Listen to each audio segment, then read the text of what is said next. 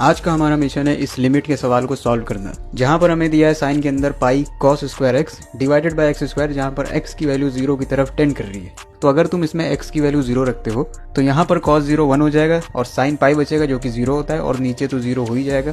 तो 0/0 फॉर्म बन रही है। यहाँ पर तुम लॉपिटल रूल लगा सकते हो, 2 बार डिफ्रेंशिएट करना पड़ेगा, लेकिन एक बार डिफ्रेंशिएट करने के बाद न्यूमरेटर में कुछ खतरनाक सा एक्सप्रेशन बन जाएगा। तो उसको अवॉइड करने के लिए हम यहाँ पर दूसरी चीज अपनाएंगे। अब आपने क्लास 10 में पढ़ा होगा कि कॉस स्क्वायर एक्स जो होता है वो 1 माइनस साइन स्क्वायर एक्स होता है। तो अगर मैं यहाँ पर लगा देता हूँ तो ये कुछ ऐसा बन जाएगा। अब आपने एक और चीज क्लास 10 में पढ़ी होगी कि साइन ए माइनस बी का फॉर्मूला क्या होता है, sign A cos B minus cos A sine B, यही तो होता है। अगर आप इसको यहाँ पर लगाते हैं तो आपको कुछ ये मिल जाएगा। अब क्योंकि साइन पाई जो होता है वो 0 होता है तो ये टर्म पूरी 0 हो गई, और कॉस पाई जो होता है वो -1 होता है तो ये बन जाएगा प्लस, और फाइनली आपको कुछ ये मिल जाएगा। अब लिमिट में आपने ये बेसिक प्रॉपर्टी पढ़ी होगी कि साइन के अंदर कुछ भी डिवाइडेड बाय सेम चीज की वैल्यू 1 होती है जब ये दोनों चीजें 0 की तरफ टेंड कर रही है। तो हमारे पास साइन के अंदर पाई साइन स्क्वायर एक्स है, तो इसी से डिवाइड कर देते हैं और मल्टीप्लाई भी करना पड़ जाएगा बैलेंस बनाने के लिए। तो ये कुछ ऐसा आ जाएगा।